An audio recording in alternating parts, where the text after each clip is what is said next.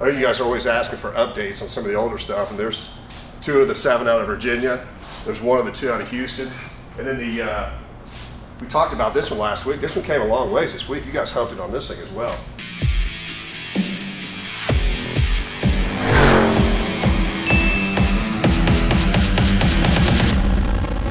Morning, you already got your coffee, huh? I did. Outstanding. Well, we got a good old-fashioned coffee walk today. We do. In that we've got 3 of our old school cars we rescued months and months and months ago. And we'll update on a couple of Jeeps that we actually showed recently. But we have 7 warehouses that are now officially full. That is true. So we've kind of cut down on our travel schedule a little bit. And I hate to say we're cutting down on buying because we're not, but I happen to be more selective right now because we've got to get some of these in, up and running and driving and on to the next owner for somebody to enjoy or the next museum. But Alex has been hard at work on 3 of the vintage cars recently. Let's go check those out first. Which one do you want to start with? Why don't you tell us what you did to the El Camino first? Cool. El Camino. I don't know if you guys remember when we first got it. The El Camino? Yeah, now the bumpers and everything, when they stored this car, were all wiped down in Vaseline to preserve it. Okay. The underneath side of the car is clean. Back in 2000. First steer to the left, Dennis.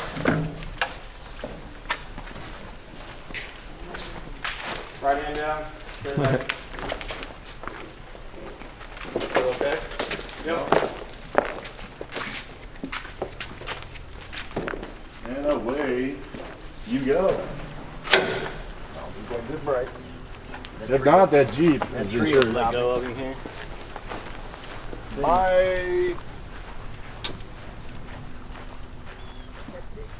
But we tried to fire it up. It wouldn't fire.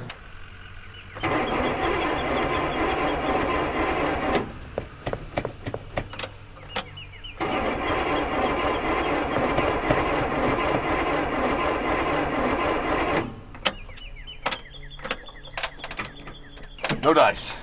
So we ended up winching on the trailer. Well, it turned out to be the points. So went ahead and changed that. Spark plugs, plug wires, just fluids. Went through it all, really. You rebuilt the carburetor too, didn't you? Yes, I did.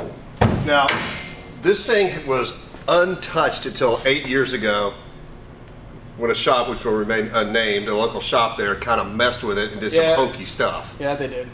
So, So we went ahead and undid what they did. Made it a lot nicer than it ever was. Got it running and driving beautifully. Like it runs and drives as nice as our Corniche, and I believe. yeah, it's crazy how well yeah. this thing, it drives like brand new. We've got a driving video for you. But they changed the hose clamps, which drives me crazy. Yeah, me too. They changed the belts and hoses, so you found some date-coded belts and hoses. I did. Got the right hose clamps, rebuilt the carburetor. It just runs and drives fantastic. Cleaned the engine bay, which it needed. Yep. If you remember when we were there, when we first picked it up, it had a seat cover on the seat that had never been removed. It's had a seat cover on it its whole life. Look at that seat. Steering wheel's perfect. It's not cracked. Dash is perfect. It's gonna be great to get this one out in the public. Of course, Oh, you removed that. As soon as we took that off, wow, these seats are amazing. And Zach has got an incredible set of photographs he did on this truck, so there'll be a link to those. We've tested. I've driven this thing home 4 or 5 times. I rarely drive anything that much. I noticed you've driven it quite a few times. It drives amazing. It is so much fun to drive. The paint's original on the truck. We found one touch-up that was back here. That was poorly done. It had been touched up right here. So Alex went inside the tailgate. You can remove this panel. Remove this panel. Pulled this emblem off. These letters off. Took it back to Gustavo. The color match is insane because all he did was fix this area. And then he lightly sanded the whole thing and just blended this spot. Yeah, you can't even tell from this panel to this panel. Even It's in the amazing. sun, you can't tell his blend. But other than that, the paint on the truck's original, and that drove me nuts. Yeah. So I don't know if it was done at the factory, at the dealership, or what, but somebody had done a touch-up right there. It was just just not nice. The bed is exceptional in this thing. And like Alex said, it runs and drives just fantastic. Fire it up.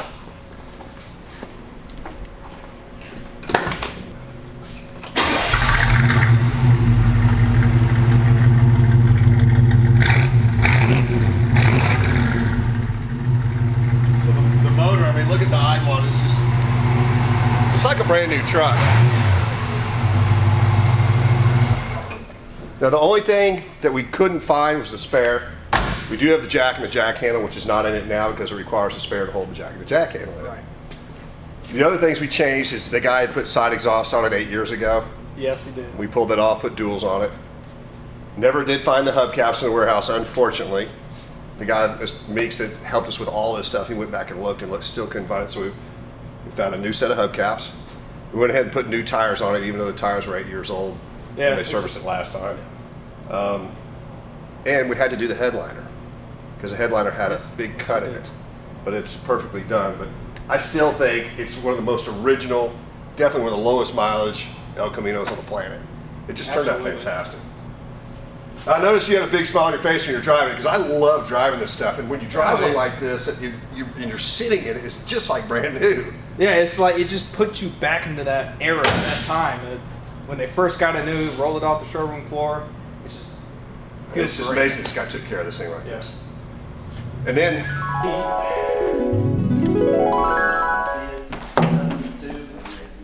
had the Vaseline on all the chrome, all around the lights, everything.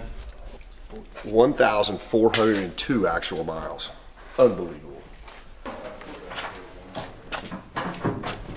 Well, our plan on this is to make it look exactly like the day you guys got it. It will look brand new, just like it rolled off the assembly line.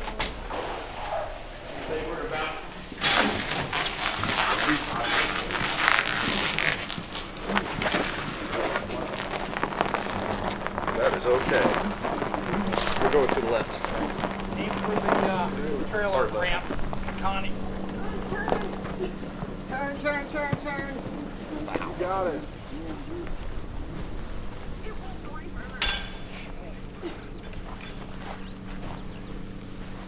So the first time it's seen the light of day since 1972. Turn the wheel the other way. It's the best Jeepster Commando I've ever seen. This was Kaiser Jeep's answer to the Ford Bronco and the International Scout. There you go. The Kaiser Jeep Jeepster Commando. That's a lot. Most people call it just a Jeepster, but it was Kaiser Jeep, and this is a Jeepster Commando. So, was this a fight to get running? It really wasn't. All I did was change all the fluids front to back, drain the gas tank, rebuilt the carb, spark plugs, and cleaned the points, and it fired right up. Now, in something like this, we put avgas, basically race fuel, because they do sit forever in our warehouse. Yeah, it'll fire right up. It cleans everything out. Yeah. Avgas and a little bit of regular high octane fuel. Now, in talking to his widow, she said that he bought this in 1967, brought it home, took the hubcaps off when it was brand new, put it in the garage or barn, if you will, whatever you want to call it, covered it up, and didn't drive it till 72. So it basically had no miles. And then in 1972, look at this engine bay real quick, because I'm going to lower the hood. It's absolutely incredible. Still has all the markings on the firewall. Yeah, chalk markings on the firewall. The fact the hood insulation pad, you almost never see that. But we'll start this up real quick and we'll go back to the 1972 story. Yeah. But you can hardly hear this run when it's running.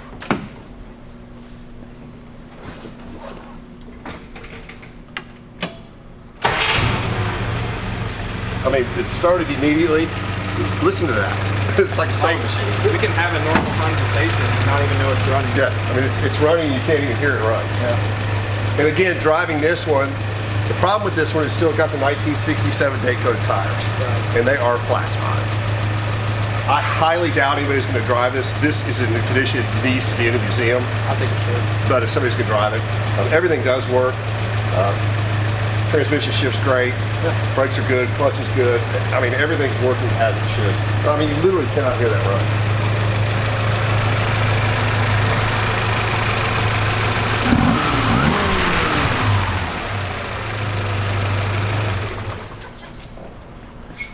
Then in 1972, he decided to go ahead and get it running again.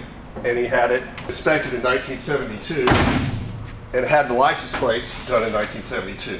Right. Prior to that, it still had the original paper tag on it, Yes, it did. which Alex found behind this. So this thing actually wasn't ever even inspected or registered until 72. It just sat there with no miles on it from 67. Yeah, that was cool when I found that. So here's, and we've got that photographed, which we'll send you a link to all the static pictures of this, because we did chassis pictures on the El Camino, extensive chassis pictures on this, inside and out, and all the documents are scanned. But if you look on here, here is the only inspection that was ever done, which is 72. And you'll see the license plates are 72. And what are the miles on it now, Alex? It's around 1,400. I believe it is too. 1405. 1,405 miles. So these two are done, out of the warehouse, detailed, cleaned up, serviced, ready for the next owner or museum to enjoy. Right. And this one's got some really neat options on it. Another part of the story which is amazing is the top's never been put down on this Jeep. When you look inside, look at the top bows, you can actually tell it hasn't even been unlatched. Yeah, it's amazing. You couldn't even, I don't even know that you could restore it to that level. Yeah. Now this is a true convertible in that it's got roll up and down windows, not a roadster with the side curtains. Okay. And then the back glass is actually glass. Another really neat thing that we've noticed is the plastic, the delivery plastic is still on the spare tire surround. Yes. And you can still see this little inspection decal over here, which is just absolutely nuts. Oh, I overlooked that. But look at the condition of the emblems, just everything is just amazing. I don't know that we could duplicate this in restoration. If we did it, it would be crazy expensive. Yes, it would. I mean, just look at the carpet and the pedals and stuff. It almost, you know, I hate to even get in and out of it. It's just crazy nice. Continental kit was an option. The dual hubcaps was an option. Four-wheel drive was an option. AM/FM was an option. The chrome kit was an option, which that option includes all the side trim and the hood latches, hood hinges, and then the driving lights are option, and the chrome bumpers are an option. So this is a heavily optioned 67 Jeepster Commando. It's got to be the best one in the world. I'm just going to put it out there on a limb. Yeah. I mean, Absolutely. 1,400 actual miles. Now, GTO from Houston. So this is a one-owner GTO. See if you can see what the color code is on there. But just by looking at the car, it looks like it's burgundy. B, burgundy. No, it's not B. B for burgundy.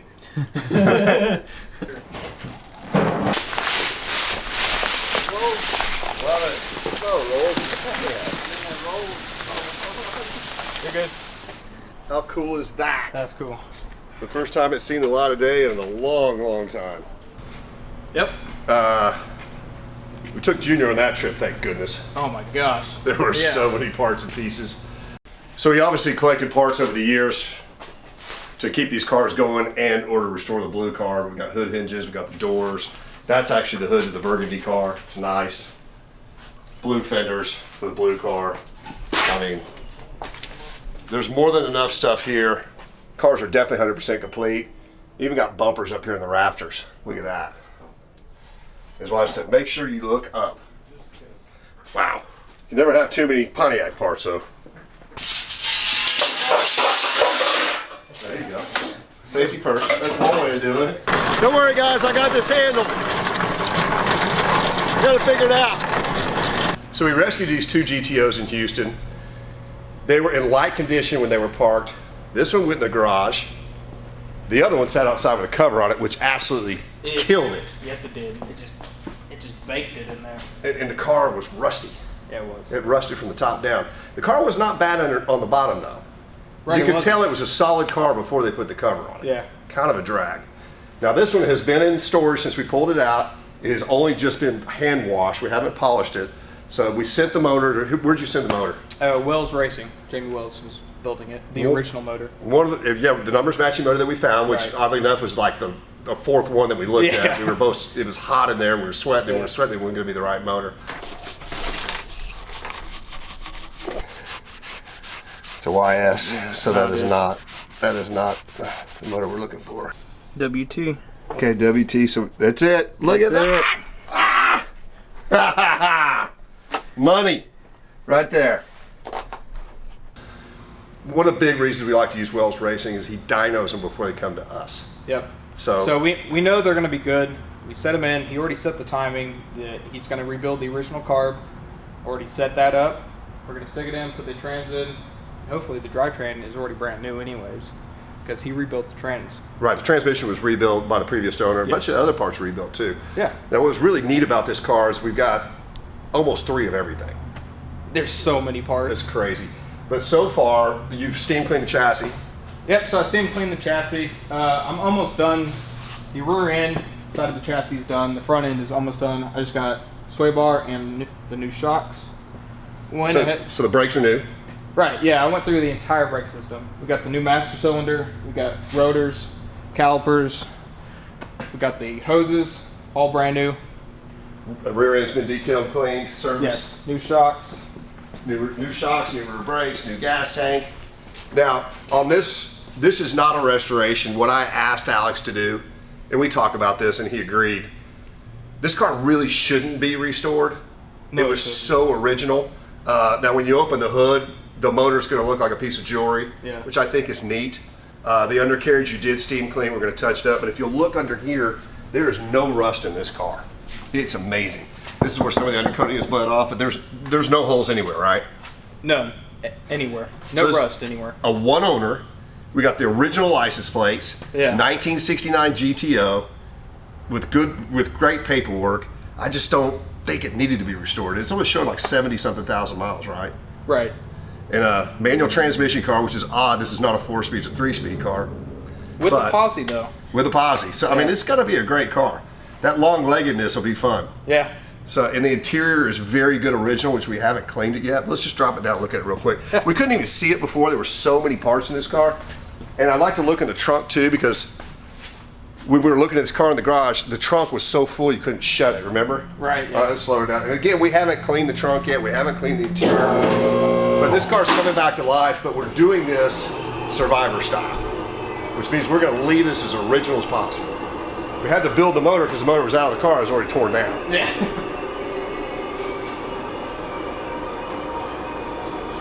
Now there are a few things we're going to replace on the car, like the weather strips, because they're rotted from the Texas heat. These tail lamp bezels, those are so bad, we'll just go ahead and change those. But if you look in the trunk, because Alex had the gas tank out, so we know this, the trunk pan didn't have any rust in it either, which is Right, great. yeah. And so those are the new shocks going on the front. This is the original exhaust, and I think we both agreed that it deserves a brand new exhaust for this car. Yeah, the original exhaust was on the car and it wasn't terrible, Yeah. which is really neat to see that. But with a fresh motor, we'll put brand new dual exhaust on Right. it. Right. We'll take it down the ridge. As you can see down the sides, it's really straight. It's got a couple of dings in it, but those will PDR out. We've got some PDR guys that are just absolute gurus. Oh, yeah. And if you look at the interior, which there's some really neat stuff, it's the fact that, again, we haven't cleaned this yet, but there's no rust up in the dash area at all. It's this common area for the rust. There's no rust up in the cowl. The dash pad is not cracked. Which I don't think I've ever seen that in the Texas heat. Yeah, well, this one was in the garage, thank goodness. Yeah. But you see the engine bay is nice, tidy, cleaned up. And a good option car, power steering, power brakes. Yes, it is. I'm excited about this car coming to life. We are not going to paint this car, even if it doesn't buff out. If it doesn't buff out and it doesn't look right, we might matte clear it, or we might just leave it like it is, because it really doesn't bother me like this. Yeah, you tell us. What should we do? Yeah, I mean, this doesn't bother me. I mean, it looks like it just came out of the garage. I mean, you only just hand washed it once, right? Right.